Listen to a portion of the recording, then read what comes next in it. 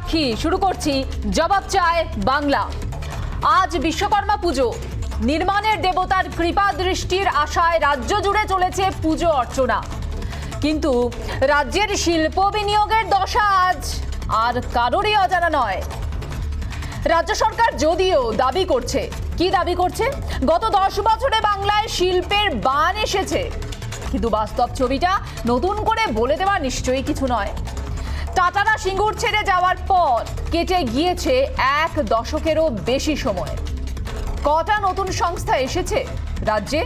যদি আজ প্রশ্ন করি কতগুলি বন্ধ কারখানা খুলেছে, জবাবটা আমার আপনার থেকে বেশি আর ভালো কেউ বলতে পারবে না। আরেকটা শ্রেণী বলতে পারবে, তারা হচ্ছে শ্রমিক মহল, যাদের কাজের খোঁজে প্রতিনিয়ত ভিন রাজ্যে পাড়ি দিতে হচ্ছে। পরিযায়ী শ্রমিকদের সংখ্যায় চোখে আঙুল দিয়ে দেখিয়ে দিচ্ছে এ রাজ্যে শিল্পের অবস্থাটা। প্রতি বছর ঘটা করে শিল্প সম্মেলন হচ্ছে, আসছেন দেশ বিদেশের শিল্পপতিরা, কিন্তু ওই পর্যন্তই, শিল্প আর আসছে না। গত 6 বছরে রাজ্যে প্রায় 13 লক্ষ কোটি টাকার বিনিয়োগ প্রস্তাব এসেছে, কিন্তু বিনিয়োগ এসেছে মাত্র 38,000 কোটির কাছাকাছি, অর্থাৎ প্রস্তাবিত বিনিয়োগের মাত্র 2.5%। তাহলে কোথায় বিনিয়োগ, কোথায় শিল্পের জোয়ার? মুখ্যমন্ত্রী প্রায়শই কোটি কোটি টাকার বিনিয়োগের ঘোষণা করেন, কিন্তু তার কতটা বাস্তবায়িত হচ্ছে তার হিসেব করতে অর্থনীতিবিদ হওয়ার কোনো প্রয়োজন হয় না। কথায় কথায় মুখ্যমন্ত্রী গুজরাটের সঙ্গে বাংলার তুলনা টানেন। গুজরাট ও বাংলার পরিযায়ী শ্রমিকের সংখ্যাটাই রাজ্যে শিল্পের হালটা স্পষ্ট করে বুঝিয়ে দিচ্ছে। বিশেষজ্ঞরা বলছেন রাজ্যের জমি নীতি শিল্পের পথে সবচেয়ে বড় বাধা, কিন্তু জমি নীতি নিয়েও কম সময় ব্যয় করেনি রাজ্যের শিল্পমন্ত্রী থেকে শুরু করে আমলারা। নেটফল শূন্য। তৃণমূল আমলে সিন্ডিকেট ব্যবসা যে ফুলে ফেপে উঠছে, সেই অভিযোগ বারবার করছে বিজেপি সহ অন্যান্য বিরোধীরা। শিল্পায়নের ক্ষেত্রেও এই সিন্ডিকেট যে বড় বাধা, সেটা কবে বুঝবেন শাসক দলের নেতা মন্ত্রীরা? রাজ্যের এই বছরে বন্ধ হয়েছে একের পর এক কলকারখানা, তাদের মধ্যে বেশ কয়েকটি বড় নামও রয়েছে। ধুঁকছে আরো ছোট বড় বহু কারখানা। মুখ্যমন্ত্রী একসময় বলেছিলেন সমস্ত বন্ধ কলকারখানা নতুন করে খোলা হবে, কিন্তু আদপে দেখা গেল সেই কারখানাগুলির জমিতে প্রমোটিং হচ্ছে। মাথা তুলেছে হাই রাইজ শপিং মল। মুখ্যমন্ত্রীরও তা নিশ্চয়ই অজানা নয়।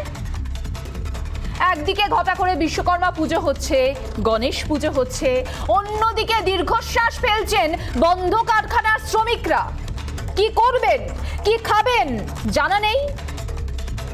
বিশ্বকর্মা পুজোয় কি সরকারের বোধোদয় প্রার্থনা করা যায়? আজ শুধু আমি নই, এ প্রশ্নের জবাব চায় বাংলা।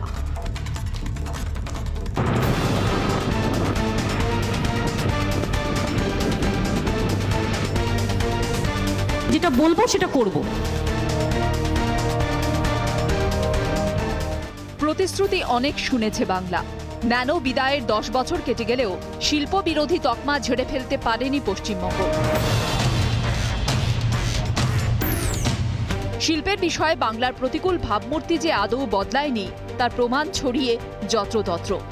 বিশ্বকর্মা পুজোয় মেতেছে বাংলা। বিশ্বকর্মার কৃপা দৃষ্টি যেন পড়ে বাংলায়, এই কামনায় শ্রমিকরা। দুর্দশার দিন কাটার আশায় দিন গুনছেন সকলে।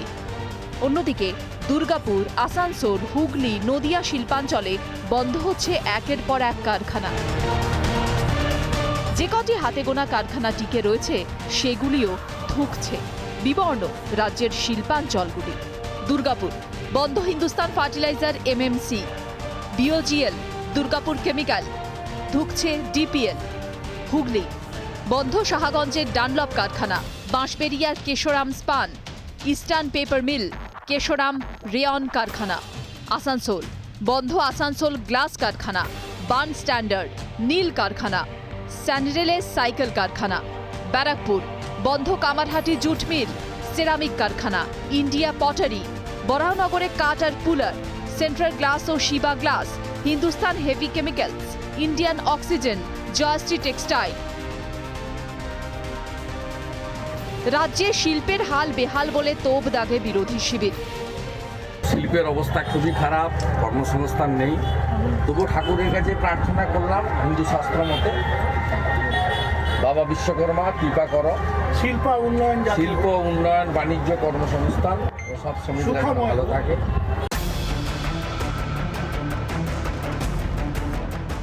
কোন রাজ্যের শিল্প সম্ভাবনা নির্ভর করে কিসের উপর? রাজ্যে ভৌগোলিক পরিবেশ, রাজ্যে আইন শৃঙ্খলা, সড়ক ব্যবস্থা, রাজনৈতিক স্থিরতা। উৎপাদন শিল্পে এ রাজ্যে এমন দুর্দশার ব্যাখ্যা কি? শিল্পমহলের একাংশের দাবি, জমি প্রশ্নে রাজ্যের অবস্থানই উৎপাদন শিল্পে লগ্নি খরার অন্যতম কারণ। রাজ্যে বড় শিল্পের জন্য এক লপ্তে জমি পাওয়া কঠিন। জমি কোনো সমস্যা নয়, সরকারের জমি ব্যাংক রয়েছে, দাবি করেন মুখ্যমন্ত্রী। যদিও সেই ব্যাংকের জমি কিভাবে কাজে আসবে তা নিয়ে সমাধান এখনো অধরা। কোটি কোটি টাকা ব্যয়ে বিশ্ব বাণিজ্য সম্মেলন অনুষ্ঠিত হয় ঘটা করে। সরকার পক্ষ দাবি করে প্রচুর বিনিয়োগ আসছে রাজ্যে, কিন্তু বাস্তব পরিস্থিতির সঙ্গে সরকারি প্রতিশ্রুতির কোনো সামঞ্জস্য নেই বলে দাবি বিরোধীদের। রিপাবলিক বাংলা। বিশ্বকর্মা কি বাংলা বিমুখ? দুহাতে কবে কাজ পাবেন মানুষ? আজ দিকে দিকে এই প্রশ্ন।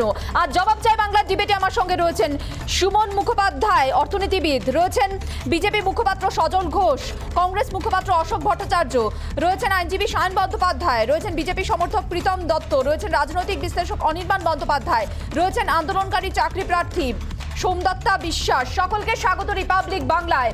আমি শুরুতেই চলে যাব সুমন বাবুর কাছে। সুমন বাবু, বারবার আমরা দেখেছি 15 থেকে 19 পর্যন্ত শিল্প সম্মেলন হলো, কোভিডের কারণে এর পরবর্তীকালে আমরা দেখলাম না, হলো না।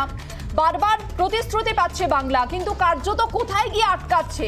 শিল্প সম্মেলনটা কি পুরোটাই আইবাস? কোনো শ্বেতপত্র প্রকাশ করা হচ্ছে না, দাবি করা হচ্ছে বিনিয়োগ আসছে, কিন্তু কোথায় বিনিয়োগ? দেখুন, দুটো ব্যাপার আছে। এটা বামফ্রন্টেও প্রচুর মৌ সাইন করা হয়েছিল, মেমোরান্ডাম অফ আন্ডারস্ট্যান্ডিং, কার্যকরী কিছু হয়নি। এইবারও আমাদের এই বঙ্গ সম্মেলনে অনেক কিছু প্রতিশ্রুতি আমরা পেয়েছি, সেটা হয়তো পাইপলাইনে আছে বা জেস্টেশন লাগে, অ্যাকচুয়ালি প্রোডাকশন পয়েন্টে আসা অবধি সময় লাগে। তো আমি ধরে নিচ্ছি সেই কথাটা সত্য যে 4 লক্ষ কোটি টাকার প্রায় বিনিয়োগ আসতে আরম্ভ করেছে বা আসছে বা দরজায় দাঁড়িয়ে আছে। আমার প্রশ্ন অন্য জায়গায়। বেঙ্গল স্মল অ্যান্ড মিডিয়াম এন্টারপ্রাইজের নাম্বার 1 পজিশনে আছে, তাতে কোনো সন্দেহ নেই। তথ্যও তাই বলছে, সরকারি তথ্যও তাই বলছে। এখন 63 মিলিয়ন ইউনিটস এমএসএমই তে আছে, তার মধ্যে 6% ম্যানুফ্যাকচার, যেটা নিয়ে বিশ্বকর্মা পূজা, আর 24.6 জিডিপি সার্ভিসেস সেক্টরে। 120 মিলিয়ন লোক এখানে রোজগার করে। এখন আমার প্রশ্ন হচ্ছে যে এখানে জম্মু অ্যান্ড কাশ্মীর, আমি বলতে পারি 20টা স্টেট পশ্চিমবঙ্গের আগে এই গত মাসে জিএসটি কালেকশন করেছে। তার মধ্যে সর্বোচ্চ করেছে, আশ্চর্য হবেন, লাদাখে 95% বেড়ে গেছে, জম্মু অ্যান্ড কাশ্মীরে 45%, দাদারে 74%, উড়িষ্যায় 54%, কিন্তু পশ্চিমবঙ্গে খালি 15%। আমার বক্তব্য, যদি সত্যি এতখানি প্রোডাকশন হয়ে থাকে তাহলে জিএসটি বাড়ছে না কেন? আমরা র্যাঙ্কিং এ 6th ইন্ডাস্ট্রিয়াল স্টেট হিসেবে পশ্চিমবঙ্গ পরিচিত পায়, কিন্তু কালেকশনে আমি কয়েকটা তথ্য দিচ্ছি। হরিয়ানা 5333 গত মাসে করেছে, দিল্লি 3815, গুজরাট 7629, মহারাষ্ট্র কোভিড সত্ত্বেও 18,899, ধরে রাখো প্রায় 19,000 কোটি টাকা। তামিলনাড়ু 63,025, তেলেঙ্গানা 36,000, তেলেঙ্গানার মতো হচ্ছে 36,000 কোটি টাকা করেছে। রাজস্থান 3125, উড়িষ্যা 3615, পশ্চিমবঙ্গ 3463। এটা কি করে হলো? এটার ধাঁধার উত্তরটা হচ্ছে এই। আর এটা বলা দরকার যে কেরালায় এত কোভিড মহামারী পরেও 27% তার জিএসটি বাড়িয়েছে, পশ্চিমবঙ্গ যেখানে খালি 15%। এই ধাঁধার থেকে বেরোতে গেলে বুঝতে হবে এই যে পশ্চিমবঙ্গে ইনফর্মাল সেক্টর এমএসএমই তে বড়ভাবে আছে, যেই জন্যে তারা জীবিত থাকলেও দুক করে বেঁচে থাকলেও তারা আয় দিচ্ছে না। মানে টিকে হারাধনে থাকছে 10টা ছেলে প্রত্যেকে আয় করে, হ্যাঁ। কিন্তু হারাধন এখনো ধার করে, মানে সেটা টিকে একটা থাকছে কোনো পরিস্থিতি। রকমে, কিন্তু কোনো আয় নেই। আমি আসছি সুমন বাবু আপনার কাছে, আমি সজল বাবুর কাছে যাব। সজল বাবু, বারবার শিল্প সম্মেলন করে দাবি করা হয় বিনিয়োগ আসছে। ফিরহাদ হাকিমকে আজকেই বলেছেন যে এমএসএমইতে অনেকটা এগিয়ে বাংলা। তাহলে বারবার যে শিল্প নেই রাজ্যে, আপনারা বারবার সরব হন এই ইস্যুতে, এমএসএমই সেক্টরে অনেকটাই উন্নত বাংলা দাবি করা হচ্ছে। সবই দাবি করা হচ্ছে, বুঝলেন, বাস্তব সেটা নয়। শিল্প সম্মেলনে মুখ্যমন্ত্রী যদি একটু কম ভাষণ দেন বা যদি কথা না বলেন, তাহলে শিল্পপতিরা আরেকটু বেশি ইনভেস্ট করবে। কারণ ওই যে আমরা শুনেছিলাম না, Paschimbanga is border of Nepal, Bangladesh, Pakistan, এই জাতীয় কথাবার্তা। আসলে গত 35 বছর বাম রাজত্বে আর 10 বছর এই তৃণমূল সরকারের রাজত্বে পশ্চিমবঙ্গের বিনিয়োগ, ওয়ার্ক কালচার, মানুষের যে পরিকাঠামো, যে মানসিকতা, সেগুলো সব ভেঙে চুরে তছনছ করে দিয়েছে। আজকে এখানে শুধুমাত্র সিন্ডিকেট রাজ ছাড়া, প্রমোটারি রাজ ছাড়া আর কোনো কিছু তারা এখানে রাখেনি। তার কারণ, যদি এখানে শিল্প আসে, বাংলার মানুষ যদি টাকা রোজগার করতে শিখে যায় নিজের মেহনতে, তাহলে তো আর দিদিভাইয়ের ওই 5 টাকার ডিম ভাত খাওয়ানো যাবে না। যদি এখানকার মানুষ রোজগার করতে শিখে যায়, তাহলে ওই লক্ষ্মী ভাণ্ডারের জন্য বাড়ির মা বোনেরা এই কোভিডের অবস্থাতেও রাস্তায় দাঁড়িয়ে মারপিট করবে না। এটা খুব লজ্জার যে পশ্চিমবঙ্গ থেকে প্রায় 40 লক্ষ বাঙালি যুবক, বাংলার যুবক, তারা বাইরে চলে যায়। আগে বিহার থেকে, উত্তরপ্রদেশ থেকে, উড়িষ্যা থেকে আমাদের দেশে আসতো শ্রমিক হিসেবে কাজ করবার জন্য। আজকে আমরা যাচ্ছি তাদের রাজ্যে গিয়ে শ্রমিকের কাজ করতে। এটা যেখানে একটা দিন বলতো Bengal things today, India things tomorrow, সেই স্টেটে, সেই রাজ্যে দাঁড়িয়ে আজকে বাংলার ছেলেরা যখন অন্য রাজ্যে শ্রমিক হিসেবে কাজ করতে যায়, সেটা বাংলার জন্য লজ্জা। এর কারণ, গত 35 বছর একটা সরকার, তারা বাম আন্দোলনের নামে কখনো অটোমেশন করতে দেয়নি। আর আজকে এই সরকারের কোনো লক্ষ্যই নেই, কোনো একটা যে ভিজুয়ালাইজেশন, একটা যে সরকারের টার্গেট, লক্ষ্যমাত্রা, এগুলো কিছুই নেই। লক্ষ্য নেই কিভাবে বলছেন? সম্মেলন হচ্ছে, সম্মেলন বলবেন না, জানানো হচ্ছে, জমি কোনো জট নেই, মুখ্যমন্ত্রী নিজে বলছেন। হ্যাঁ, ওনার জমি ব্যাংক আছে, যেটা উনি রাখছেন ফিক্সড ডিপোজিট হিসেবে, পরে ভাইপোকে দিয়ে যাবেন। জমিটা এমন জায়গায় হতে হবে যার সঙ্গে সড়ক, যার সঙ্গে পোর্ট, এগুলোর একটা যোগাযোগ ব্যবস্থা থাকবে। এরকম জায়গায় জমি না তৈরি করলে, সুন্দরবন জঙ্গলের ভেতরে যদি হঠাৎ খানিকটা জমি দিয়ে দেওয়া হয়, সেখানে কেউ শিল্প তৈরি করতে যাবে না। এটা মুখ্যমন্ত্রীকে বুঝতে হবে যে উনি যে সব জানতা ব্যাপারটা ওনার ভেতরে আছে, সবটা উনি জানেন। কবিতাও উনি লিখবেন, ঠাকুরের চোখও উনি আঁকবেন।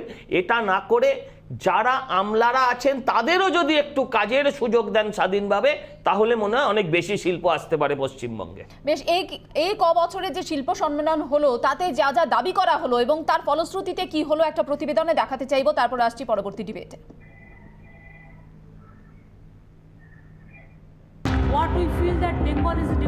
বিশ্ববঙ্গ বাণিজ্য সম্মেলন, দেশ বিদেশের খ্যাতনামা শিল্পপতি, উদ্যোগপতিদের উপস্থিতিতে জমকালো শিল্প সম্মেলন।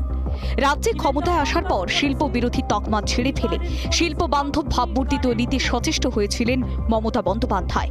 কোটি কোটি টাকা ব্যয়ে আয়োজিত হয় রাজ্যের শিল্প সম্মেলন। ফি বছরের বিশ্ববঙ্গ বাণিজ্য সম্মেলনে আসে শিল্পে বিনিয়োগের বিস্তর প্রভাব। মুখ্যমন্ত্রীর দাবি, বিশ্ববঙ্গ বাণিজ্য সম্মেলনের 5টি সংস্করণ থেকে 13 লক্ষ কোটি টাকা বিনিয়োগের প্রস্তাব এসেছে। বিগত 10 বছরে রাজ্যে 1 লক্ষ কোটি টাকারও বেশি বিনিয়োগ হয়েছে বলেও দাবি রাজ্যের মুখ্যমন্ত্রীর। বিশ্ববঙ্গ বাণিজ্য সম্মেলনের এখনও 5টি সংস্করণ আয়োজিত হয়েছে, তথ্য পরিসংখ্যান বলছে। 2015-তে 2,43,000 কোটি টাকা, 2016-তে 2,50,000 কোটি টাকা, 2017-তে 2,35,000 কোটি টাকা, 2018-তে 2,19,000 কোটি টাকা এবং 2019-এ 2,84,000 কোটি টাকা। রাজ্যের তৃণমূল সরকারের দাবি, বিশ্ববঙ্গ বাণিজ্য সম্মেলনে এ পর্যন্ত আসা প্রস্তাবের 50% বাস্তবায়িত হয়েছে। 2015 সালে প্রথম বিশ্ববঙ্গ বাণিজ্য সম্মেলন আয়োজিত হয়, কিন্তু বাণিজ্য মন্ত্রকের তথ্য পরিসংখ্যান বলছে 26,630 কোটির লগ্নি প্রস্তাব জমা পড়ে। বাস্তবায়িত হয়েছে 6,952 কোটি টাকার প্রস্তাব। লিখিত প্রস্তাবের মাত্র 26.10% লগ্নি বাস্তবায়িত হয়েছে। বিশ্ববঙ্গ বাণিজ্য সম্মেলন আয়োজিত হওয়ার প্রথম 3 বছরে কেন্দ্রীয় বাণিজ্য মন্ত্রকের দেওয়া তথ্যই বলছে বিনিয়োগের প্রস্তাব বাস্তবায়নের হাল। তথ্য পরিসংখ্যানে স্পষ্ট, রাজ্যের তৃণমূল সরকারের দাবির উল্টো ছবি রাজ্যের শিল্প বিনিয়োগে। রিপাবলিক বাংলা। শিল্প বিনিয়োগের এই ছবি কি হঠাৎ করে হয়েছে? বিগত 10 বছরে হয়েছে। এক্ষেত্রে কিন্তু বামেদের দিকেও প্রশ্ন চাই। আমি সায়নের কাছে যাব। সায়ন, এক্ষেত্রে কিন্তু বামফ্রন্ট সরকার গা ছেড়ে দিতে পারে না, কারণ কিছুটা দায় তাদেরও কি বর্তায় না? যে কোনো সরকার চালাতে গেলে সরকারের যেমন ভালো জিনিসগুলো, সরকারের ত্রুটিগুলো সরকারকে মাথা পেতে নিতে হবে, 1 নম্বর কথা। 2 নম্বর কথা হচ্ছে যে দেখুন, এই আজকে যে সময়তে দাঁড়িয়ে আমরা এই আলোচনা করছি, এই গোটা আলোচনা পর্বের একটা জায়গা থেকে সূত্রপাত ঘটানো যেতে পারে, সেটা হচ্ছে সিঙ্গুরের বুকের আন্দোলন। যে সিঙ্গুরের বুকে আন্দোলন করে মমতা বন্দ্যোপাধ্যায় নিজে ক্ষমতায় এসছেন, মুখ্যমন্ত্রী হয়েছেন, নিজের ভাইপোর জীবনটাকে গড়ে দিয়েছেন, কিন্তু গোটা রাজ্য জুড়ে যে বাকি ভাইপো ভাইজিদের মতো বয়সী ছেলেমেয়েরা আছে তাদের ভবিষ্যৎটাকে অন্ধকারের দিকে ঠেলে দিয়েছেন। আসলে মুশকিলটা কোথায় মীনাক্ষী? আজকের দিনে দাঁড়িয়ে যারা সরকারের পক্ষে বলছে আর যারা সরকারের বিপক্ষে বলছে, অর্থাৎ এই তৃণমূল এবং বিজেপি, মানে আজকের দিনে যারা এই বিজেপি এবং তথাগত রায় সহ যারা যারা এখানে রয়েছেন, এরা সবাই সেই দিনকারের সময়তে দাঁড়িয়ে সিঙ্গুর থেকে টাটাদেরকে তাড়ানোর জন্য অগ্রণী ভূমিকা পালন করেছিলেন। আজকের দিনে দাঁড়িয়ে আমরা যা অবস্থার মধ্যে পড়ে আছি, সেই দিনের যে আন্দোলন ছিল, সেই আন্দোলনের যে প্রভাব, সেই প্রভাব আজও বাংলা কাটিয়ে উঠতে পারেনি। আসলে আজকের দিনে দাঁড়িয়ে শিল্পের জন্য কারা কথা বলছে? মুকুল রায়ের মতো মানুষেরা কথা বলছে। যে মুকুল রায় 2021 সালের জানুয়ারি প্রসঙ্গ তুলে তো গোটা রাজ্যের শিল্পের যে মহল, যে আবহ, সেটাকে ব্যাখ্যা করা যায় না। let me complete Meenakshi. আসলে মুকুল রায়ের মতো মানুষেরা যারা জানুয়ারি মাসের প্রথম সপ্তাহে বললেন যে সিঙ্গুরের আন্দোলন আমার জীবনের ঐতিহাসিক ভুল, সিঙ্গুরের আন্দোলনের ফলে এই সিঙ্গুর থেকে টাটা চলে গেছে, বাংলার বুকে আর কারখানা আসছে না, তখন তিনি ছিলেন বিজেপির নেতা। আজকে সেই ভুল, যে সিঙ্গুরের ভুল উনি স্বীকার করেছিলেন, তিনি আবার গিয়ে তৃণমূলে পড়ে রয়েছেন, তিনি আবার তৃণমূলে বসে রয়েছেন। দেখুন, শিল্প বান্ধব সংস্কৃতিকে তৈরি করবার যে একটা প্রচেষ্টা, সেই প্রচেষ্টা তৈরি তো ছিল, সেই প্রচেষ্টা তো হচ্ছিল, সেই প্রচেষ্টার জন্য কাজও হচ্ছিল সপ্তম বামফ্রন্ট সরকারের। তৃণমূল কংগ্রেসের আমলে এসে আপনি গোটা বাংলার দিকে যদি তাকান, আজকে গোটা বাংলাটাকে কার্যত শ্মশানে পরিণত করেছে। এবং যে সজল বাবু বসে বসে ওখান থেকে বলছেন সপ্তম বামফ্রন্টের আমলে আপনি শিল্প বান্ধব বলেন, তার আগের 7খানা বামফ্রন্ট কি কি করেছে সেটা একটু বোঝান। সিআইটিউর নাম করে সারা বাংলার সমস্ত জায়গায় একটা মানে হাসির কথা চালু হয়ে গেছিল যে লাল ঝান্ডা মানে বাচ্চা ছেলের পায়খানাও বন্ধ হয়ে যাবে। আজকে আপনারা সেই জায়গায় নিয়ে গেছিলেন লাল ঝান্ডাকে। আপনি বলছেন সপ্তম বামফ্রন্ট সরকারের আমল থেকে শিল্প বান্ধব হয়েছে বামপন্থীরা। এটা এই কথাটা সঠিকভাবে ব্যাখ্যা করুন। আমি খুব ভুল না করলে কথাটা সজল বাবু বললেন, আমার সামনে দেখবার কোনো সুযোগ নেই। যে সজল বাবু বলছেন লাল ঝান্ডা দেখে বাথরুম বন্ধ হয়ে যেত, সজল বাবু যে স্টুডিওতে বসে আছেন সেই স্টুডিও এবং স্টুডিওর বাথরুম সবটাই গোদরেজ ওয়াটার সাইড, সবটা বামপন্থীদের আমলে তৈরি। তৃণমূল কংগ্রেসের আমলে একটা সেক্টর 6 এটা শিল্প, এটা শিল্প নয়, হয়নি, এটা শিল্প নয়। আবারও বললাম, এটাকে শিল্প বলা যাবে না। না না, এটাকে সেই অর্থে শিল্প বলা যায় না। তাহলে শপিং মলও শিল্প। এটা যদি শিল্প হয় তাহলে শপিং মলও শিল্প। এখান থেকে নিশ্চয়ই কিছু মানুষ উপার্জন করে, কিন্তু এটা যদি শিল্প হয় তাহলে ইকো পার্কও শিল্প। এগুলো কথা বলে সত্যের অপলাপ করা হয়। আপনি একজন আইনজীবী মানুষ, আপনার থেকে এগুলো প্রত্যাশিত নয়, আপনার থেকে এগুলো প্রত্যাশিত নয়। বক্রেশ্বরের তাপবিদ্যুৎ বাংলার লোকেরা রক্ত দিয়ে ভাসিয়ে দিল। কোথায় আজকে সেই বক্রেশ্বরের তাপবিদ্যুৎ? তার সম্বন্ধে কথা বলুন। বলুন হরিণঘাটার কি হলো, বলুন আপনি মাদার ডেয়ারির কি হলো, আপনাকে এগুলোর উত্তর দিতে হবে। বলুন ডানলপ কেন বন্ধ হলো, আপনাকে উত্তর দিতে হবে। আপনাকে বলুন যে বিপিএল প্রজেক্টের কি অবস্থা, আপনাকে জবাব দিতে হবে। সায়ন উত্তরটা নিয়ে নি। আমি একটা কথা পরিষ্কারভাবে বলছি, আমাকে মানে এইভাবে ইন্টারাপ্ট করলে তো বলাটা মুশকিল। হলদিয়া শিল্পাঞ্চল কাদের সময় তৈরি হয়েছিল? যে হলদিয়া শিল্পাঞ্চল ভাঙিয়ে এখন ওই সজল ঘোষের মাথায় যে বসে রয়েছেন, যে বিজেপির নেতা, তৃণমূল থেকে আদুনা বিজেপিতে গিয়ে বসেছে, ভাঙিয়ে খেয়েছে হলদিয়া শিল্পাঞ্চলটাকে। ওসব তৈরি হয়েছে বামপন্থীদের সময়তে। শুধু বামপন্থীদের বিরোধিতা করবার জন্য বিরোধিতা করব। কিছু রোজগার হয়েছে, ওখানে একটা নেতার মেডিকেল কলেজ হয়েছে, আমি দুজনের আর কথা কিছু বলে হয়নি। আমি আসছি, নেতার সায়ন মেডিকেল আসছি। কলেজ হয়েছে লক্ষণ সেটের। আমি সায়ন আসছি সজল বাবু, আমি অনির্বাণের কাছে যাব। অনির্বাণ, শিল্প বিরোধী তকমা কি ঝেড়ে ফেলতে পেরেছে সরকার? ন্যানো চলে যাওয়ার 10 বছর হয়ে গেল, শিল্প কোথায়? ন্যানো চলে যাওয়া Is it okay now? এই ছদ্ম বামপন্থীদের যে এত কান্নাকাটি, তাদেরকে একটু মনে করিয়ে দেওয়া দরকার যে বামপন্থার তকমা নিয়ে কোন বৃহৎ কর্পোরেটের একচেটিয়া দালালি করলে তার ফল কি হতে পারে। তার উত্তর হলো 2রা মেতে সেই সিঙ্গুর বিধানসভায় যে ফল বেরিয়েছে সেইটা। কারণ মনে রাখতে হবে যে বৃহৎ শিল্পপতি বা বৃহৎ শিল্প আমি নিশ্চয়ই আনতে চাইবো, কিন্তু সেটা not at the cost of the local people. সেইখানে যেভাবে পুলিশ লেলিয়ে সাধারণ কৃষক পরিবারের মানুষজনকে পেটানো হয়েছিল, নন্দীগ্রামে খুন করা হয়েছিল, সেই স্মৃতি মনে রাখবেন সিপিএম। না, এই প্রশ্নে অনির্বাণ আপনার এই প্রশ্নে একজন আন্দোলনরত চাকরি প্রার্থী বসে রয়েছেন, তিনিও একজন চাকরি প্রার্থী। কর্মসংস্থানের এই দশা এই মুহূর্তে রাজ্যে, শিল্পের বেহাল দশা, সরকারি চাকরির জন্য বসে থাকতে হচ্ছে, অপেক্ষা করতে হচ্ছে। তাহলে এই প্রশ্নটার জবাব চাই, যখন 10ই আগস্ট শিক্ষামন্ত্রী এবং চেয়ারম্যান স্যার বললেন আমাদের বিষয়টি নিয়ে 9 to 12 অল মেরিট লিস্টেড ক্যান্ডিডেটদের নিয়ে উনি ভাববেন, আজকে যখন উনি ভাবছেন না গিরগিটির মতো রং পাল্টালেন। আমরা যখন আজকে শিক্ষামন্ত্রীর বাড়িতে ডেপুটেশন দিতে গেলাম, কোনো রকম আমরা হুজ্জুতি সেখানে করিনি, বিক্ষোভ দেখাইনি। পুলিশ রীতিমতো চুলের মুঠি ধরে টানতে টানতে নিয়ে গেছে, একজনের জামা ছেড়ে দিয়েছে। এটা কোন ধরনের সভ্যতা জানতে চাই? এটা আমাদের রাজ্যের কোন ধরনের সভ্যতা যে উডবি টিচার্স যারা তাদের গায়ে হাত তোলা হচ্ছে? আর আমি এটা সমস্ত পশ্চিমবঙ্গবাসীকে একটাই প্রশ্ন করছি, কেউ কোনোদিনও এর আগে আমরা শুনেছি হাইকোর্টের বিচারপতি কোনো মামলায় লজ্জিত হয়ে সরে দাঁড়িয়েছেন? হ্যাঁ হয়েছে। আমাদের স্কুল সার্ভিস কমিশনে 514 র্যাঙ্ক, সে চাকরি পায়নি। 214 র্যাঙ্ক, সে চাকরি পায়নি। 253 র্যাঙ্ক, সে চাকরি করছে। এই ঘটনায় হাইকোর্টের বিচারপতি লজ্জিত হয়, অভিজিৎ গঙ্গোপাধ্যায় মহাশয় লজ্জিত হয়, তিনি বিচার থেকে সরে দাঁড়িয়েছেন। আমরা বারবার বিভিন্ন দপ্তরে ঘুরেছি, কোনো সময় স্কুল সার্ভিস কমিশনের দরজায় গেছি, কোনো সময় শিক্ষামন্ত্রীর বাড়িতে গেছি, কোনো সদুত্তর পাইনি। উল্টে কি পেয়েছি? পুলিশের মার। এটাই কি আমাদের প্রাপ্য ছিল? এটাই কি শিক্ষক জাতির প্রাপ্য? তাহলে এই জবাবটা দিন। অনির্বাণ, আমি কথা বলছিলাম সিঙ্গুর নিয়ে, যেহেতু সিঙ্গুরের প্রশ্ন উঠে এলো, আপনি আচমকা চলে গেলেন 10ই আগস্ট শিক্ষামন্ত্রী ইত্যাদি। যাই হোক, না ওনার বক্তব্য কি আপনার অপ্রাসঙ্গিক মনে হচ্ছে?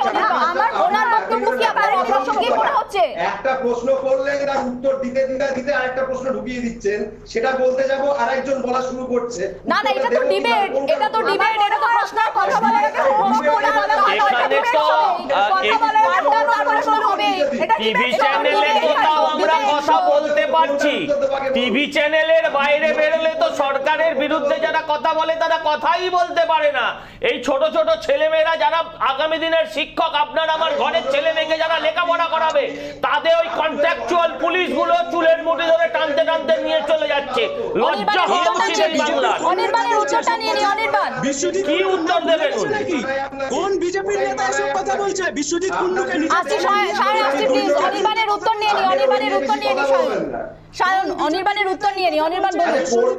এই তো দেখছি বেশ মিল তো সিপিএম আর তৃণমূলে। বাবা আসছি সায়ন, অনির্বাণের উত্তরটা লাগবে আমার, অনির্বাণের উত্তরটা লাগবে। সায়ন প্লিজ সময় দেবেন কি? বলুন। তিনটা প্রশ্নের উত্তর দিতে সময় দিন। প্রথম হচ্ছে সিঙ্গুরের কথা বললেন, শেষ করতে দিন। এই সিঙ্গুরের প্রশ্নে আমার কথা ছেড়ে দিন, সায়নের কথা ছেড়ে দিন, সবার কথা ছেড়ে দিন। সিঙ্গুরের মানুষ বারে সেই সময় যে নারকীয় কাণ্ড হয়েছিল তাকে প্রত্যাখ্যান করেছে। এই বিধানসভা নির্বাচনেও সেখানে সিপিএম প্রার্থী জামানত বাজেয়াপ্ত হয়েছে। এটা যথেষ্ট প্রমাণ। অনির্বাণ, তাপসী মালিক আজ অব্দি বিচার পেল না কেন? উত্তর দাও না। আরে উত্তর দাও না, তাপসী মালিকের ঘটনার আজ অব্দি বিচার হয়নি কেন? তোমাদের নেতা খুন করেছিল একই নারে বিচারটা করতে আরে হবে। ভাই, সেই কাজটা জুডিশিয়ারির, সিবিআই এর হাতে তো ছিল। শাহিনের উত্তরটা দিতে দিন। সিবিআই এর হাতে তো ছিল। শাহিনের উত্তরটা দিতে দিন প্লিজ। শাহিন উত্তরটা দিতে দিন অনির্বাণকে। অনির্বাণ উত্তর, আমার সময় এগিয়ে আসছে, আমার সময় এগিয়ে আসছে, অনির্বাণ উত্তর দিন। সেটাই দিচ্ছি। এবার এই শিল্পের প্রশ্নে শুনুন, শিল্পের প্রশ্নে শিল্পপতিদের যে শর্তে বিনিয়োগ করতে হবে সেই শর্ত কখনোই সাধারণ মানুষের ইন্টারেস্টের বিপক্ষে যেতে পারে না, এইটা প্রথম। দ্বিতীয় হচ্ছে যারা শ্রমিক হবেন সেই শ্রমজীবী মানুষের অধিকারের বিপক্ষে গিয়ে যদি শিল্পপতিরা মনে করেন শিল্প করবে, এটা হতে পারে না। যে কারণে SEZ act, special economic zone act 2003 সালে তথাকথিত বামপন্থী সরকার পাশ করেছিল, যে এসইজেড অ্যাক্টকে শ্রমিক বিরোধী নীতির আইন বলা হয়। অর্থাৎ শ্রমিক এবং কৃষক এই দুই শ্রেণী সদ্য বামপন্থীদের ত্যাগ করেছিল বলেই তারা কিন্তু আজও মাথা তুলে দাঁড়াতে পারছে না। বেশ, তার আগে আমি আজকের এই ছবি, আজকের এই ব্রেকিং, যেখানে কাঁচামাল এখান থেকে নিয়ে যাওয়া হচ্ছে, অন্য রাজ্য গিয়ে শিল্প হচ্ছে, এটা হয়তো আজকের দিনে, বিশ্বকর্মা পুজোর দিনে এর থেকে বড় শকিং নিউজ বাংলার জন্য আর কিছু হতে পারে না। আমি কিছু প্রতিশ্রুতি এবং তার পরিপ্রেক্ষিতে বক্তব্য শুনিয়ে আমি যাব এই বিষয়ে রিয়াকশনে। শুনুন এবং দেখুন। আমাদের দিদি এখানে এত কম দিনে ইন্ডাস্ট্রি তৈরি করছে, ইন্ডাস্ট্রিয়াল গ্রোথ সেন্টার করেছে। তোমার গভর্নমেন্ট কি করেছে? বিগত 10 বছরে 1 লক্ষ কোটি টাকার ওপর নতুন বিনিয়োগ হয়েছে। বিজিপিএস এর 5টা এডিশনে প্রায় 13 লক্ষ কোটি টাকার বিনিয়োগ প্রস্তাব এসছে, তার অনেকটাই রূপায়ণের পথে। আইটি সেক্টরে এখন সেরা গন্তব্য বাংলা। 1,500-এর বেশি আইটি কোম্পানি এখানে কাজ করছে, অনেক ছেলেমেয়েরা কাজ করছে। ইতিমধ্যেই 1 কোটির বেশি কর্মসংস্থান এমএসএমইতে হয়েছে, কারণ আপনারা জানেন বানতলায় যে লেদার কমপ্লেক্সটা হচ্ছে তাতে 5 লক্ষ ছেলেমেয়ের কর্মসংস্থান ইতিমধ্যেই 2-3 লাখ হয়েও গেছে। কানপুর থেকে, উত্তরপ্রদেশ থেকে টোটাল চর্মশিল্প বাংলায় চলে এসছে। আমি গর্ব করে বলতে পারি, দেশে যখন কর্মসংস্থান সংকুচিত হচ্ছে, 45 বছরে হাইয়েস্ট ইন ইন্ডিয়া আনএমপ্লয়মেন্ট, বেঙ্গলে তখন আমি গর্ব করে বলতে পারি আমাদের 40% দারিদ্রতা আমরা কমিয়ে দিয়েছি এবং 40% এমপ্লয়মেন্ট আমরা বাড়িয়েছি এই প্যান্ডামিকের মধ্যেও। ইন্ডাস্ট্রিকে প্রমোট করার জন্য আমরা দুটো নতুন পলিসি আজকে বলছি। আমি বলেছি now my target is industrial investment. এটাই আমরা মনে করি যে যেটা বলবো সেটা করব, যেটা পারবো না তার জন্য তো বড়াই করে লাভ নেই। ট্রান্সপারেন্সি মেনটেন করতেই হবে। আমরা কতটা বলছি আর কতটা করছি, সেটা করব, এই কথাটা যে বলা হলো, তাহলে 29 দিন অনশনের পরেও, যেখানে সময় দিচ্ছি, 29 দিন অনশনের পরেও যেখানে আমরা সমস্ত কিছু, এখনো আমার কাছে প্রমাণ আছে, যেখানে আমরা সমস্ত কিছু দেখিয়ে দিচ্ছি, র্যাঙ্ক জাম্প হয়েছে, ফেল করে চাকরি পেয়েছে, সমস্ত প্রমাণ যখন আমরা দেখিয়ে দিয়েছি, 29 দিন অনশনের পরে মাননীয়া এসে বলছেন আমি তোমাদের ব্যাপারটা নিয়ে ভাবছি, যতটা সম্ভব আমি রিক্রুট করে দেওয়ার চেষ্টা করছি। তারপরে 2019 থেকে 2021 সাল হয়ে গেল, উনি কথা রাখলেন না। 10ই আগস্ট আমাদের শিক্ষামন্ত্রী কথা দিলেন আমাদের ম্যাটারটা উনি দেখছেন, শুধু তো বলেননি হোমওয়ার্ক না করে, নিশ্চয়ই দেখেছেন দুর্নীতি হয়েছে। আজকে 1 মাস 7 দিন হয়ে গেল, কোথায় গেল প্রতিশ্রুতি জানতে চাইছি, কোথায় গেল? আর শিল্পটা হবে কি করে বাংলাতে? যারা শিল্পী তৈরি করবে সেই শিক্ষকদের সাথে এরা এমন ব্যবহার করছে এই সিস্টেম, তাহলে শিল্পী তৈরি হবে কি করে, আর শিল্প হবে কি করে, বাংলার মানুষের বুদ্ধি হবে কি করে, যেখানে শিক্ষকদের চুলের মুঠি ধরে হিড়ির করে টানতে টানতে নিয়ে যাওয়া হয়? এই প্রশ্নটা আমি আজকে বাংলার মানুষের থেকে করছি। বাংলার সজল বাবু ব্রেকিংটা দেখলেন এবং কিছু বক্তব্য শোনালাম, আপনার রিয়াকশন। দেখুন, ওই মিথ্যে কথাগুলো শুনতে শুনতে একটা বিরক্তি এসে গেছে। প্রথম ভালো লাগতো, বিশ্বাস হতো, এখন মানে শুনলে হাসি পায়। যে রাজ্যে দুর্গার প্রতিমূর্তি এখন মমতা বন্দ্যোপাধ্যায়ের আদলে হয়, মদনদা যে রাজ্যে গণেশ, সে রাজ্যে আর যাই হোক বিশ্বকর্মার কোনো স্থান নেই। এটা নিয়ে আলোচনা করাটাই বোকামি। এখানে একটাই শিল্প, সেটা হচ্ছে বোমা বানানোর শিল্প। এখানে বেআইনি অস্ত্র মজুতের শিল্প। এখানে পুলিশ দিয়ে শিক্ষক থেকে শুরু করে সাধারণ মানুষকে পেটানোর শিল্প, সেটাও আবার কিন্তু কন্ট্রাকচুয়াল পুলিশ, যাদের মাইনে 8,000, 9,000, 10,000। রাস্তা থেকে তাদের শিল্প হচ্ছে রাস্তা থেকে গাড়ি দাবিয়ে পয়সা তোলা। এ রাজ্যে শিল্প বলতে কিছু নেই, এ রাজ্যে শিল্প বলতে কিছু রাখেননি। আগে 35 বছর ধরে বামফ্রন্ট এই রাজ্যটাকে শেষ করেছে, এখন দিদি টেন্ডার নিয়েছেন, আগামী 4-5 বছর মনে হয় এই জিনিসই চলতে থাকবে। এটা আমাদের দুর্ভাগ্য যে আমরা এনাকেই ভোট দিয়েছি। আমি অশোক বাবুর কাছে যাব। অশোক বাবু, ব্রেকিং দেখলেন, এই মুহূর্তের তাজা এবং এই মুহূর্তের যে ব্রেকিং আমরা তুলে ধরলাম, কোথাও কি গ্লানি হয়, কোথাও কি দুঃখ হয় বাংলার জন্য? 1 মিনিট সময় আপনার। কি এতক্ষণ অতিথি শিল্পী হিসেবে বসিয়ে রেখে এখন 1 মিনিট সময় দিচ্ছেন? এত বড় আরো দেব সময় পরে, আজকে আমার প্রচুর অতিথি। বলুন। যেটা বলছিলাম যে ব্যাপারটা আলাদা কিছুই নয়, নরেন্দ্র মোদীর রেপ্লিকা মমতা বন্দ্যোপাধ্যায়। আমাদের মুখ্যমন্ত্রী বলছেন শিল্পের জন্য চপ ভাজার কথা, নরেন্দ্র মোদী বলেছেন পকোড়া ভাজার কথা। আলাদা তো কিছু নেই। আমি ভেবেছিলাম আজকের এই আলোচনায় শ্রম আইনের সংশোধনের নামে যেভাবে শ্রমিকদের অধিকার খর্ব করা হয়েছে, যেভাবে রাষ্ট্রায়ত্ত শিল্পগুলোকে বেসরকারীকরণ হয়েছে, জলের দরে বেচে দেওয়া হয়েছে, আমার বাংলায় আচার্য প্রফুল্লচন্দ্র রায়ের স্মৃতিধন্য বেঙ্গল কেমিক্যালের বেসরকারীকরণ করে তাকে প্রায় বন্ধের জায়গায় নিয়ে যাওয়া হয়েছে, সেগুলো আজকে আলোচনায় থাকবে। এটা এই আলোচনা না করে শুধুমাত্র পশ্চিমবঙ্গের শিল্প নেই, এইটা দিয়ে বাদ বাকি সারা দেশের শিল্প অবস্থা খুব ভালো, এটাকে জাস্টিফাই করার মতন কোনো জায়গা নেই। আমি এভাবে জাস্টিফাই করতে পারবো না। আসলে মূল কথা হচ্ছে শিল্প ধ্বংসের যে পথ বিজেপি দেখিয়েছে, সেই একই পথ এ রাজ্যে তৃণমূল অনুসরণ করেছে। আর এ রাজ্যে পশ্চিমবঙ্গে প্রকৃত শিল্প কংগ্রেস আমলে যেটুকুন হওয়ার হয়েছে, তারপরে সেই অর্থে হয়নি। আমি আসছি প্রীতমের কাছে, কিন্তু তার আগে বারবার আমি জবাব চাই বাংলা ডিবেটে যতবার বসেছি বিভিন্ন ইস্যু নিয়ে, যতবার আমি অনুষ্ঠান করেছি জবাব চাই বাংলায়, বারবার উদাহরণ টানা হয়েছে গুজরাটের সঙ্গে, উদাহরণ টানা হয় উত্তরপ্রদেশের সঙ্গে। আমি সোমদাতাকে দেখাতে চাইবো, আমি রিসেন্ট রিপোর্ট, অগাস্টের রিপোর্ট নিয়ে বসেছি, যেখানে আনএমপ্লয়মেন্ট বলছে পশ্চিমবঙ্গে 7.4, গুজরাটে 1.6। তারপরেও গুজরাট মডেলের প্রসঙ্গে বাংলার মডেলকে সামনে আনা হয় এবং একই সঙ্গে উত্তরপ্রদেশের সঙ্গে বাংলার তুলনা করা হয়। কিন্তু আমরা বাংলার মানুষরা কি চাই? আমরা চাই বাংলা আরো উন্নত হোক এবং দেশের সামনে বাংলার নাম আরো উজ্জ্বল হোক। কিন্তু শিল্পক্ষেত্রে কর্মসংস্থানের ক্ষেত্রে কোথায় দাঁড়িয়ে বাংলা, একটি প্রতিবেদনে তুলে ধরতে চাই। তারপর আসছি আমি প্রীতমের কাছে। আমি আসছি। হিন্দি শব্দ বিমার, যার অর্থ রুগ্ন, বিমার থেকে বিমারু।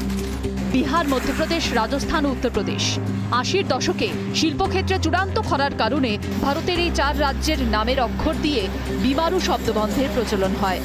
দীর্ঘ শিল্প বাণিজ্য ক্ষেত্রের খরা কাটিয়ে এখন ঘুরে দাঁড়াচ্ছে এই 4 রাজ্য। আজ উত্তরপ্রদেশ বর্তমানে শিল্পক্ষেত্রে দেশের প্রথম সারির রাজ্যগুলির একটি। উত্তরপ্রদেশের শিল্পের চিত্র, গোটা রাজ্যে 129টি শিল্প বাণিজ্য এলাকা রয়েছে, 89টি শিল্প পার্ক রয়েছে রাজ্য জুড়ে। শিল্প পার্কের সংখ্যায় দেশের মধ্যে তৃতীয় স্থানে। 38,000 একর জমি জুড়ে অবস্থিত শিল্প এলাকা। নয়ডা ও গ্রেটার নয়ডায় রয়েছে বাণিজ্য এলাকা। নয়ডা, মোরাদাবাদ, কানপুরে এক্সপোর্ট প্রমোশন জোন। অর্থনীতিতে দেশের দ্বিতীয় বৃহত্তম রাজ্য। পার ক্যাপিটা আয়ে দেশে অবস্থান 14তম স্থানে। বিগত শুধু 4 বছরেই 4 লক্ষ কর্মসংস্থান হয়েছে উত্তরপ্রদেশে। যোগী রাজ্যের এই শিল্পক্ষেত্র ও কর্মসংস্থানের একেবারে উল্টো চিত্র বাংলায়। স্বাধীনতার পর প্রথম দিকে শিল্প বাণিজ্যে ভারতকে পথ দেখানো বাংলাই এখন শিল্পে দেশের মধ্যে সবচেয়ে পিছিয়ে। বামফ্রন্টের আমল থেকে শুরু শিল্পে খরা। সিঙ্গুরে টাটাদের কারখানা বা নন্দীগ্রামে কেমিক্যাল হাব। বাম আমলের শেষের দিকে শিল্প গড়ে তোলার প্রয়াস নেওয়া হয়েছিল, তবে তা বাস্তবায়িত হতে পারেনি। আর 2011 সালে তৃণমূল সরকার ক্ষমতায় আসার পর থেকে রাজ্যবাসী শুধু দেখেছে কলকারখানা ও শিল্পের ঝাঁপ বন্ধ হতে। তাই প্রশ্ন, শিল্প কবে আসবে রাজ্যে? রিপাবলিক বাংলা। আমি প্রীতমের কাছে আসছি, 1 মিনিট সময় দিচ্ছি। প্রীতম, যেহেতু সময় আজ কম খুব, আমি 1 মিনিট সময় দিচ্ছি। যদিও বিভিন্ন রাজ্যের সঙ্গে বাংলার তুলনার ক্ষেত্রে যে তথ্য সামনে আসছে তাতে অনেক ক্ষেত্রে শিল্পক্ষেত্রে কিন্তু পিছিয়ে রয়েছে বাংলা, কিন্তু কর্মসংস্থানের ক্ষেত্রে দেশের নিরিখে যদি আমরা দেখি তাহলে কিন্তু বারবার এই অভিযোগ করা হচ্ছে যে বিগত কয়েক বছরে কর্মসংস্থান দেশের পরিপ্রেক্ষিতেও যে খুব একটা হয়েছে এমনটা নয়। না মীনাক্ষীদি, আজকে দেখুন একটা কথা আছে যে বাণিজ্যে বসতে লক্ষ্মী, এই কথাটি ভালো করে বুঝেছিলেন নরেন্দ্র মোদী সরকার। সেই জন্য নরেন্দ্র মোদী সরকার মসনদে বসার পর থেকে আপনি দেখবেন আজকে ইজ অফ বিজনেস সারা পৃথিবীতে মানে বিজনেস করার সবচেয়ে ভালো জায়গা আছে, কিন্তু আমরা ওয়ার্ল্ডের মধ্যে প্রায় 2 নম্বরে চলে এসেছি। আজকে যেভাবে এফডিআই রিজার্ভ, সেই এফডিআই রিজার্ভ আজকে রেকর্ড পরিমাণে ভারতবর্ষে আছে। তো আজকে এই যে কথাগুলো বলা হচ্ছিল যে নরেন্দ্র মোদী সরকার কি করছে, বিজেপি সরকার কি করছে, আজকে বিজেপি সরকার শাসিত রাজ্যগুলি কি করছে, সেটা তোমাদের প্রতিবেদনের মাধ্যমেই আজকে ফুটে এসছে। কিন্তু আজকে এই পশ্চিমবঙ্গে কি হচ্ছে 6 মাসে, এই পশ্চিমবঙ্গে কেশোরাম রয়ানের মতো কলকারখানা বন্ধ হয়ে গেছে, প্রায় রাজ্য জুড়ে প্রায় 19টি জুট মিল বন্ধ হয়ে গেছে, 70,000 লোক কাজ হারিয়েছেন। দুর্গাপুরে বন্ধ হয়ে গেছে প্রায় 4টি কারখানা, কাজ হারিয়েছেন প্রায় 7,000 লোক। বনগাঁর বেদপুরে পোশাক কারখানা বন্ধ হয়ে গেছেন, কাজ হারিয়েছে 5,000 লোক। খড়গপুরে বিআরসি কারখানা বন্ধ হয়ে গেছে, কাজ হারিয়েছে 2,000 লোক। এরকম বিস্তর একের পর এক লিস্ট বলতে থাকবো, 1 মিনিটে শেষ করা যাবে না, 2 ঘন্টা বললেও শেষ হবে না। আমি সজলবাবুর কাছে আসবো। সজলবাবু, আপনারা বারবার অভিযোগ করেন যে শিল্প আসছে না এখানে বলা হয় যে কলকাতা বৃদ্ধাশ্রমে পরিণত হয়েছে, ট্যালেন্ট বেরিয়ে যাচ্ছে কলকাতা থেকে, মেরিট বেরিয়ে যাচ্ছে, কিন্তু কোনো আন্দোলন আমরা কেন দেখি না? কেন বিরোধী পক্ষ রাস্তায় নামে না এই ইস্যুতে? দেখুন, আসছি প্রীতম। সজলবাবু, প্রথমে আজকে একটা কথা বলি যে বিরোধী পক্ষ রাস্তায় নামে না, এই কথাটা ভুল। আন্দোলনের গলা টিপে মারার চেষ্টা এই রাজ্যে এই সরকার এটাকে একটা শিল্পের পর্যায়ে নিয়ে গেছেন। যে কোনো আন্দোলন করতে গেলে সেই আন্দোলন মিছিল মিটিং সেটা যাই হোক না কেন, যে ফর্মেই হোক, তাকে আগেই পুলিশ দিয়ে এমনভাবে ঘিরে ধরা হচ্ছে যাতে সেই আন্দোলন দানা বাঁধতে পারছে না। তো না বলছি আমার পাশে যিনি রয়েছেন পাশের উইন্ডোতে, তাতে দেখা যাচ্ছে সেখানে তিনি একজন ভবিষ্যতের দিদিমণি, যারা বাচ্চাদের তৈরি করবে, যারা ছেলে মেয়েদের তৈরি করবে। আমি দেখছি এখানে বসে টিভিতে আজকে বিশ্বকর্মা পুজোর দিন পুলিশ তাদের চুলের মুঠি ধরে টানতে টানতে নিয়ে যাচ্ছে। যে টানছে সে হয়তো একটা নন মেট্রিক, আর যাকে টানছে সে একজন পিএইচডি করা হতে পারে। এই যে বর্তমান অবস্থা এসছে আন্দোলনের, দেখুন এর থেকে যেটা হবে না, এই কারণে বাংলায় ভবিষ্যতে দেখা যাবে যে সাধারণ মানুষ, তারা যে আন্দোলনটা হয়তো আর সাধারণ ওয়েতে থাকবে না, এই আন্দোলনটা তখন সাধারণ মানুষের হাতে, কোনো রাজনৈতিক দলের হাতে নাও থাকতে পারে। অনির্বাণ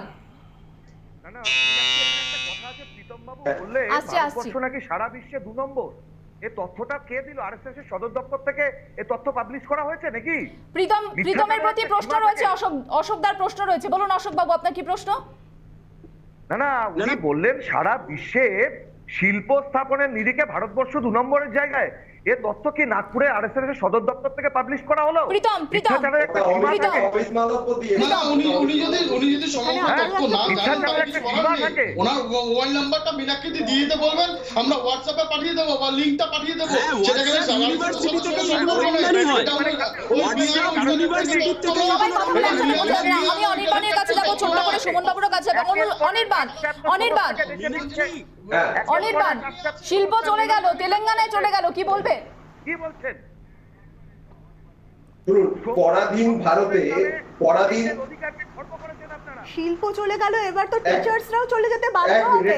টিচার্সদের সাথে যে আচরণ করা হচ্ছে বারবার বিভিন্ন নিউজ চ্যানেলে, বিভিন্ন জায়গায় আমরা দুর্নীতির প্রমাণ দিচ্ছি। আরে ফেল করা টিচার যেখানে স্কুলে পড়াচ্ছে, সেই রাজ্যে শিল্প হবে কি করে বলুন তো? দিদি ভাই, আমি যে কোনো একটা প্রশ্নের জবাব দিতে পারবো আপনার। অনির্বাণ, আমার সময় শেষ, প্রায় শেষের দিকে। অনির্বাণ প্লিজ তাড়াতাড়ি। আমার মনে আছে বিগত একটি বিতর্কে আপনি বলেছিলেন কোর্টের সামনে আমরা সব প্রমাণ দিচ্ছি, অতএব সেই মামলা এখনো শেষ হয়নি। কোর্টে শুনুন, এই তো বললাম, আপনি মনে হয় ঠিক করে কথাটা শোনেননি। হাইকোর্টের বিচারপতি লজ্জিত হয়ে মামলা থেকে সরে দাঁড়িয়েছে। হাইকোর্টের বিচারপতি লজ্জিত হয়ে মামলা থেকে সরে দাঁড়িয়েছেন। এমন অবস্থায় আমরা কি করব? সরে গেলেও মামলাটা কি শেষ হয়েছে? মামলা শেষ হয়নি। আর যেখানে মাননীয় মমতা বন্দ্যোপাধ্যায় আমাদের মিসলিড করছেন, উনি মিসলিড করছেন। এটা আমাদের কথাটা সময় প্রায় শেষ। আমি সুমন বাবুর কাছে চাইছি না, আমরা মিথ্যা চাইতে আসিনি, এটা আমাদের গণতান্ত্রিক অধিকার। আমরা অনলি টিচার্স, আমরা মেরিট লিস্টেড ক্যান্ডিডেট, তাও কেন আমাদেরকে এই বঞ্চনা সহ্য করতে হবে? আজকে কি করে আমাদের কাছে সময় প্রায় শেষ। আমি সুমন বাবুর কাছে 30 সেকেন্ড সময় দিচ্ছি। সুমন বাবু, একদম সময় শেষ। কিছুক্ষণ আগে আমরা দেখলাম যে চলে যাচ্ছে জুট শিল্প। আপনার কি মনে হচ্ছে, একদম 30 সেকেন্ড সময় যেহেতু অল্প, আমার যে সমস্ত সম্ভাবনাগুলো আমরা তুলে ধরেছিলাম প্রতিবেদনে, যে কি কারণে এই শিল্প চলে যাচ্ছে রাজ্যে বাইরের, সেগুলো কি সমাধান এই মুহূর্তে খুব দ্রুত করা সম্ভব? আপনি যে শিল্পটার কথা বলছেন, জুট, তার সঙ্গে আমি ওতপ্রোতভাবে জড়িত ছিলাম বহুদিন। এটা জানা দরকার যে স্বাধীনতার পর পশ্চিমবঙ্গ প্রথম সারিতে ছিল, কারণ জুট আর চা দুটোই এক্সপোর্ট ওরিয়েন্টেড, আমাদের এইটাই সম্পদ ছিল।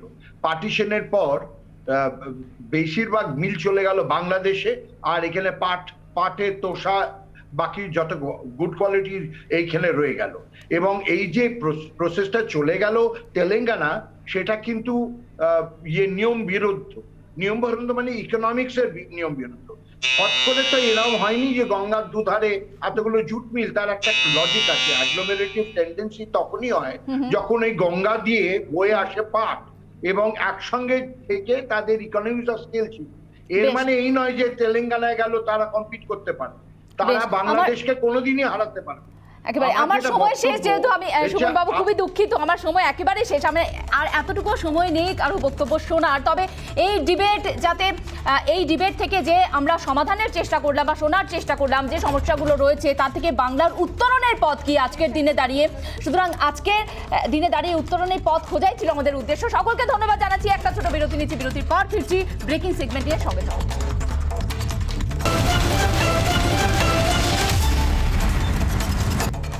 ফিরাম বিরতির পর জবাব চাই বাংলায়। যে খবরের দিকে নজর ছিল আজ আমাদের সারাদিন, যে বৈঠকের দিকে নজর ছিল, সেই বৈঠকের আপডেট আসছে আমাদের কাছে। জিএসটি কাউন্সিলের যে বৈঠক, সেই বৈঠকে পেট্রোপণ্য কি জিএসটির আওতায় আসবে, এই প্রশ্ন ছিল আজকে দিনভর। কিন্তু জানা যাচ্ছে আওতায় নয় পেট্রোপণ্য, জিএসটির আওতায় নয় পেট্রোপণ্য। তবে কিছু জীবনদায়ী ওষুধের ক্ষেত্রে সিদ্ধান্ত নেওয়া হয়েছে যে জিএসটি পরিষদে পূর্ণাঙ্গ বৈঠকের পর সিদ্ধান্ত পেট্রোপণ্যের ক্ষেত্রে, এবং কিছু জীবনদায়ী ওষুধ জিএসটি আওতা থেকে কিন্তু বাইরে থাকছে বলে জানা যাচ্ছে। বিস্তারিত জানাতে সিনিয়র এডিটর ময়ূক রঞ্জন ঘোষ রয়েছেন আমার সঙ্গে সরাসরি নিউজ রুম থেকে। ময়ূক। একদমই তাই, নির্মলা সীতারামন আজকে যে প্রেস কনফারেন্সটা করে, আধ ঘন্টার এই প্রেস কনফারেন্সের মধ্যে সাংবাদিকদেরকে স্পষ্টভাবে জানিয়ে দেওয়া হয় যে এর আগেও আদালতে এই যে সিদ্ধান্তটা, এই সিদ্ধান্ত নিয়ে পর্যালোচনার জন্য পেট্রোপণ্য কি জিএসটির আওতাধীন হবে কিনা তাই নিয়ে একাধিকবার পর্যালোচনা হয়েছে, এবং আদালতের তরফ থেকে বলে দেওয়া হয়েছিল যে জিএসটি কাউন্সিল যেটা মনে করবে সেইটাই হবে।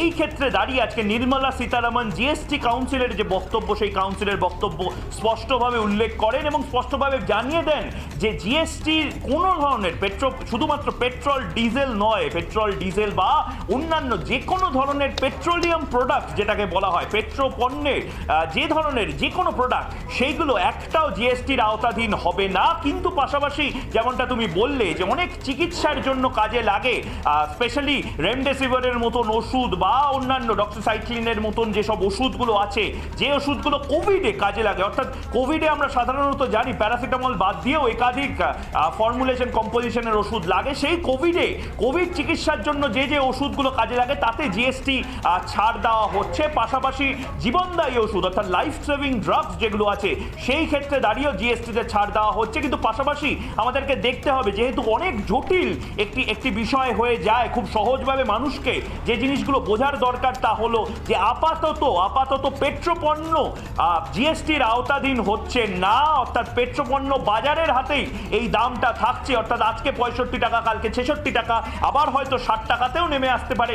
এই যে আমরা প্রতিদিন দেখতাম পেট্রোপণ্যর মূল্য বৃদ্ধি, সেই বিষয়টাতে কোনো ধরনের কোনো ডিফারেন্স তৈরি হচ্ছে না, কারণ কি জিএসটি লাগু হবে না পেট্রোপণ্য দ্রব্যের ওপরে, এবং এই নিয়ে ভবিষ্যতে রাজনৈতিক তরজা তুঙ্গে হবে। আমরা ইতিমধ্যেই বিরোধীদের একাধিক বক্তব্য শুনছি, কিন্তু আপাতত আসার কথা যা, তা হলো কোভিড মেডিসিনের ক্ষেত্রে জিএসটি থাকছে, জিএসটিতে কিছু ছাড় থাকছে, লাইফ সেভিং ড্রাগের ক্ষেত্রেও কিছু ছাড় থাকছে, কিন্তু মধ্যবিত্ত মানুষ, মধ্যবিত্ত বাঙালিদের জন্য যে খবর তা হলো এখন জিএসটির মধ্যে পড়ছে না পেট্রোপণ্য।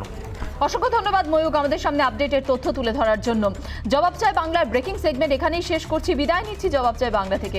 এরপর দেখুন 294 দেশের 1 নম্বর হিট নিউজ শো সৃজিতার সঙ্গে। নজর থাক রিপাবলিক বাংলায়। নমস্কার।